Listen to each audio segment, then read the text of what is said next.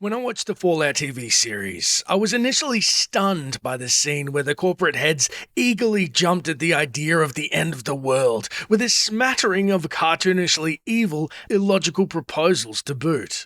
We could pump psychotropic drugs into the air We supply. could separate parents and children, and only the smartest kids reach adulthood. That's what To made me survive realize inside it. that Fallout has Yeah, a we have major been vault problem. developing a robot Even the that delivers games milk have to the gotten it front door. wrong. It's quite Today, intelligent. we shall explore how and why it wasn't always supposed to be like this, thanks to a genius idea by the original creators, that unfortunately, for now, has been abandoned. Going back to the boardroom, thinking of the end of the world, does that even make sense to you? You've got a dwindling supply of two critical things: humans and resources, and your first move is to pump psychotropic drugs into the air supply? To what end? It seems like a waste of drugs if you ask the ghoul. The most grounded of the bunch and long game genius of New Vegas gets reduced to a shallow caricature here, as he says. It's a fun idea. There's a lot of earning potential with the end of the world. Earning potential? How short-sighted do you have to be? I mean, I get that he might be being facetious or even hiding his true motives, but take his words at face value. Why would his first thought casually be profit in a dead world? There's no economy, no producers, no buyers. It's bizarre to think his endgame is grifting punters on the strip. As we know, there are more to House's motives in-game, which we shall be addressing very soon. And I know what you're thinking, Dash, it's just a TV show, they may expand on it more. But this isn't just a show problem. Even the games lean too far into cruelty for cruelty's sake, such as Vault 77.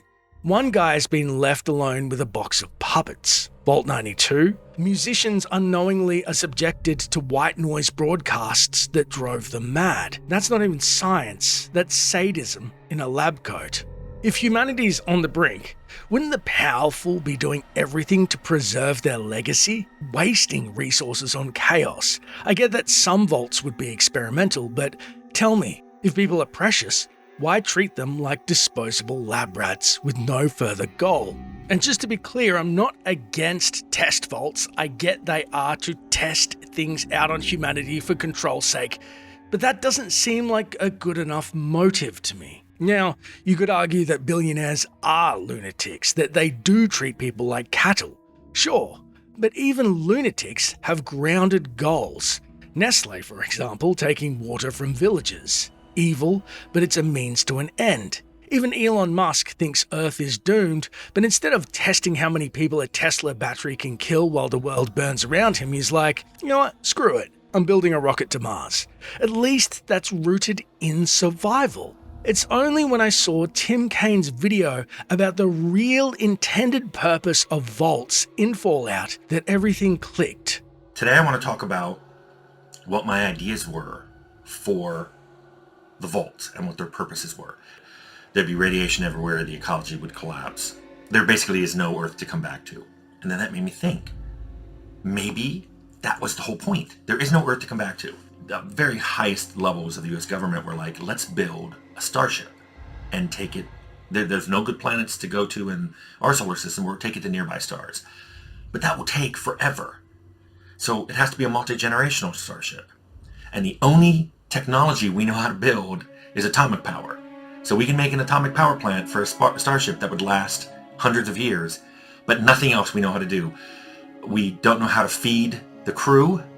We don't know how to put the passengers in suspended, cryo storage. And also it would have to be for hundreds of years. Is that safe? Would that work?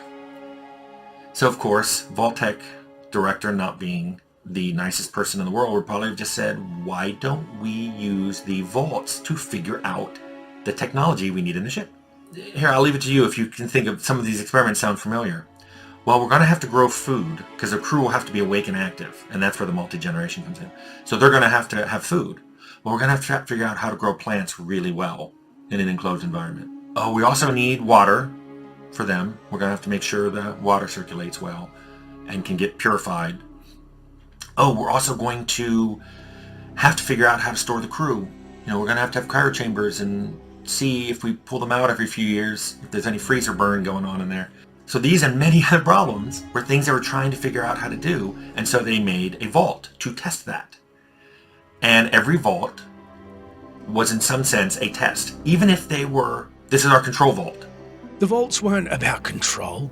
They were test beds for closed-loop survival systems, essentially dry runs for generational starships. Brutal? Yes, but logical, focused. That original purpose makes everything from cryo-freezing to Gary clones make perfect sense. And I've got to say, it's a shame that later games and the show lost that thread of logic.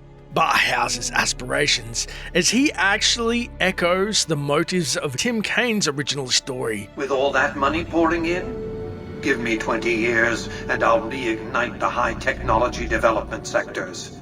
50 years and I'll have people in orbit. 100 years and my colony ships will be heading for the stars to search for planets unpolluted by the wrath and folly of a bygone generation. I'd love to see a future Fallout spin-off set aboard a massive starship, its innards modelled after vaults, with experiments gone wrong, a kind of Dead Space meets Fallout, where the systems start to shut down and things become deadly and chaotic. Perhaps city-sized ships so that some sectors are left unblemished. I'm going to be honest, I think that is the Starfield we deserved.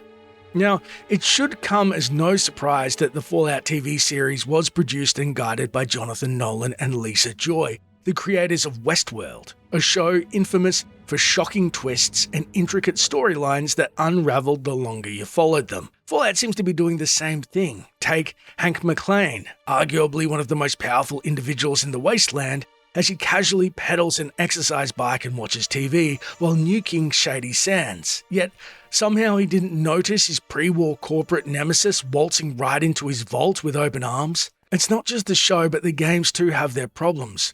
Vaults were once chilling social experiments. Sharp commentary on the world before the bombs have become carnival rides of gore and gimmicks.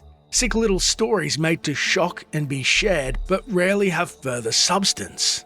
And before you call me a Bethesda hater, I am absolutely not. In fact, I owe them so much. Over a decade ago, I made a video about my favourite vaults in Fallout, and that video helped launch my YouTube career, and vaults are my favourite aspect, so I'll always be grateful for that. But here's the thing, I can love something and still want it to do better. Let me know what you think of the vaults, the spaceship theory, and if it should come back to fruition in the comments below. And as always, until next time, Space Cowboy.